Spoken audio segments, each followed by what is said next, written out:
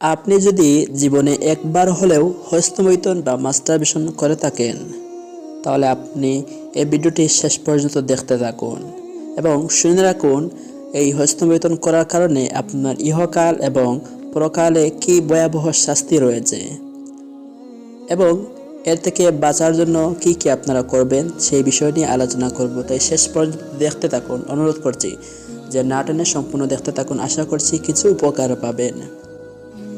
নিশ্চয়ই আল্লাহ তাআলা সত্য প্রকাশ্যে লজ্জাবোধ করেন না, এটি বুখারীর হাদিস।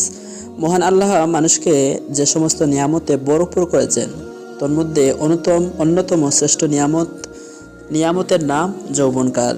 কিন্তু আজকালকার অধিকাংশ যুব সমাজ মহান আল্লাহর এই মহান নিয়ামত রাজির কৃতজ্ঞতা স্বীকারকে বৃদ্ধাঙ্গুল দেখিয়ে পশ্চিমা কুষ্টি কালচার তথা নির্লজ্জপনাকে আদর্শ বানিয়ে ডুবে আছে নানা প্রকার পাপাচারিতায়, যার অন্যতম পাপের নাম হস্তমৈথুন। আল্লাহ তাআলার দেওয়া এই সুন্দর যৌবনকালটাকে ক্রয় করার জন্য যে ব্যক্তি তার স্ত্রী লিঙ্গের পিছনে লেগে যায় এবং নিজ হাতে এটা চর্চায় অভ্যস্ত হয়ে পড়ে, তার এ হাত পরকালে সাক্ষ্য দেবে যে সে এ পাপ কোথায় কতবার করেছে, যা পবিত্র কোরআনে সুস্পষ্ট। আল্লাহ তাআলা বলেন, সেই দিন আমি তাদের মুখের উপর মুহর মেরে দেব, বরং তাদের হাত আমার সাথে কথা বলবে আর তাদের পা সাক্ষ্য দেবে যা তারা অর্জন করতে শেষ সম্বন্ধে। রাসূলুল্লাহ সাল্লাল্লাহু আলাইহি ওয়াসাল্লাম বলেন, যে ব্যক্তি স্বীয় লজ্জা বা লজ্জাস্থান জামিন হবে, আমি তার জন্য জাহান্নামের জন্য জামিন হব। বুখারী এবং মুশকাত। মানে আল্লাহ তাআলা বলছেন, যে ব্যক্তি লজ্জাস্থান এবং জিহ্বাকে সংযত রাখবে, আমি তার জন্য জান্নাতের সার্টিফিকেট হয়ে যাব।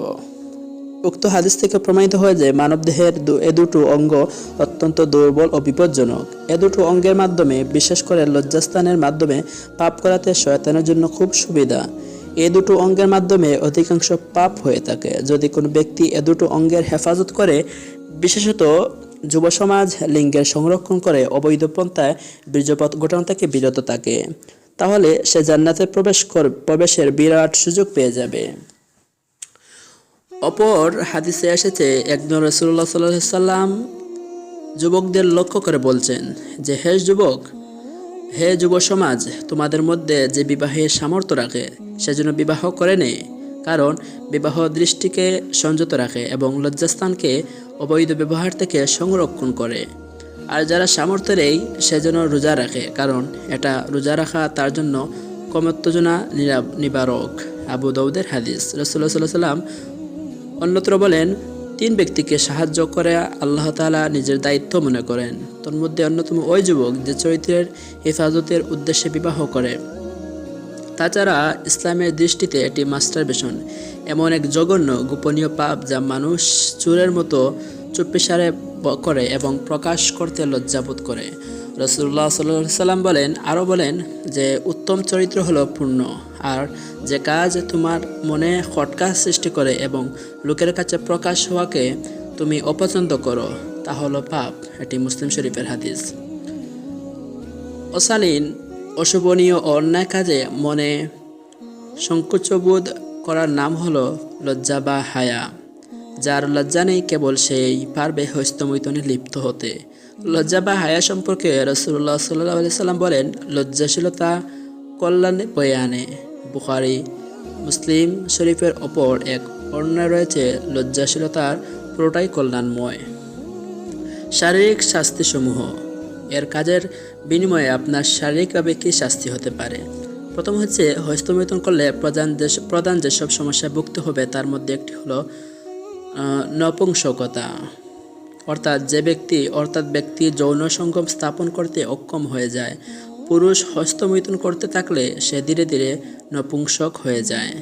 2 হচ্ছে অকাল বীর্যপাত, অর্থাৎ খুব অল্প সময়ে বীর্য ঘটে ফেলে। স্বামী তার স্ত্রীকে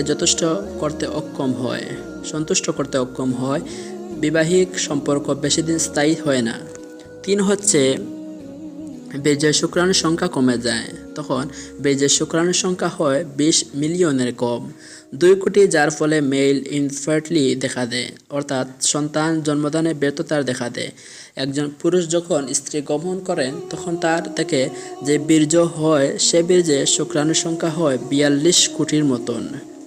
স্বাস্থ্যবিজ্ঞান মতে কোনো পুরুষের থেকে যদি 20 কোটির কম শুক্রাণু বের হয় তাহলে সে পুরুষ থেকে কোনো সন্তান হয় না। 4 নম্বর হচ্ছে অতিরিক্ত হস্তমৈথুন পুরুষের যৌনাঙ্গকে দুর্বল করে দেয়। তাছাড়া এর ফলে শরীরের বিভিন্ন ক্ষতিগ্রস্ত হয়, পুরো শরীর দুর্বল হয়ে যায় এবং শরীর রোগ বালাইয়ের জাদুকর হয়ে যায়।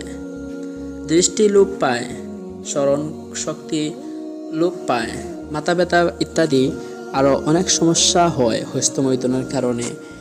আর আরেকটি ক্ষতি হলো, অর্থাৎ সামান্য উত্তেজনায় যৌনাঙ্গ থেকে তরল পদার্থ বের হয়, যার ফলে যথাসময়ে নামাজ আদায়ের সমস্যা দেখা দেয়, যার মাধ্যমে শয়তান আল্লাহ তাআলা স্মরণ থেকে মুসলিমদের দূরে রাখে।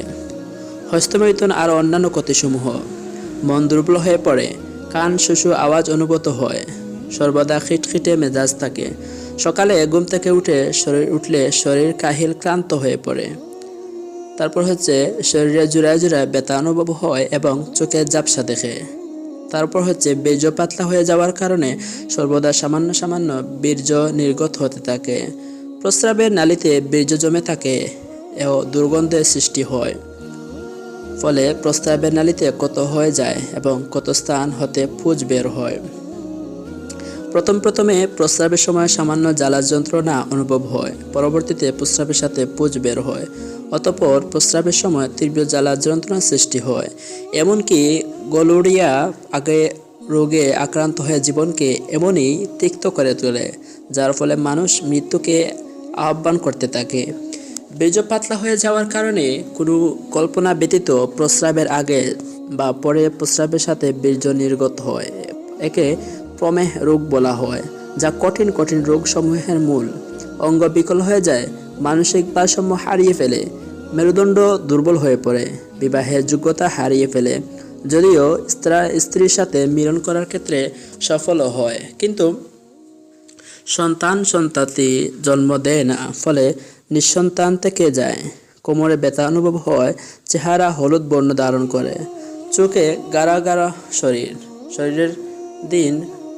শরীর দিন দিন ক্ষীণ হয়ে যায়, স্বাস্থ্য ভেঙে পড়ে, টাইফয়েড রোগে আক্রান্ত হয়, মস্তিষ্ক বিকৃত হয়ে যায়।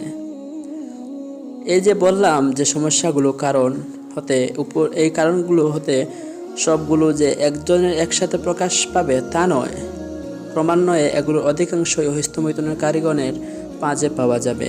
এই পাপ থেকে আত্মরক্ষার উপায় হচ্ছে, এই জঘন্য পাপ থেকে বিরত থাকার উপায় হচ্ছে সময়ের সদ্ব্যবহার করা, নিয়মিত কোরআন তিলাওয়াত করা, রাসূল পাক সাল্লাল্লাহু আলাইহি সাল্লামের হাদিস, অন্যান্য হাদিস শরীফ ও অন্যান্য ইসলামী বই পুস্তক পড়া, 5 ওয়াক্ত নামাজ নিয়মিত জামাত সহকারে পড়া, নিয়মিত তাহাজ্জুদ আদায় করা, দৃষ্টি সংযত রাখা। মানে রাস্তায় কোনো মহিলা দেখলে আপনার চোখকে নিচের দিকে নামিয়ে ফেলতে হবে। বিভিন্ন অশ্লীলতাপূর্ণ নাটক, ফিল্ম ইত্যাদি থেকে বিরত থাকুন। একাগ্রচিত্তে আল্লাহর কাছে আশ্রয় প্রার্থনা করা, যেমন আল্লাহ তাআলা বলেন, নিশ্চয়ই ভালো কাজসমূহ মন্দ কাজসমূহকে বিদ্রোহী করে। আল্লাহ তাআলা আমাদের সবাইকে জঘন্য পাপ থেকে বিরত থাকার তৌফিক দান করুন। আজকে এই ছিল আলোচনাটি। যদি ভালো লাগে কমেন্টে আপনার মতামত জানাবেন, এবং যদি আপনি ভিডিওর কথাগুলো বুঝতে না পারেন তাহলে অবশ্যই কমেন্টে লিখে জানাবেন। ইনশাআল্লাহ পরবর্তীতে প্রয়োজন হলে আরও একটি ভিডিও বানিয়ে দিব, সেখানে ভালোভাবে বুঝিয়ে দেওয়ার চেষ্টা করব। নতুন নতুন ভিডিও পেতে চ্যানেলটি সাবস্ক্রাইব করুন এবং পাশে বেল আইকনটি অন করে দিন। দেখা হবে আগামী ভিডিওতে। ভালো থাকুন, সুস্থ থাকুন।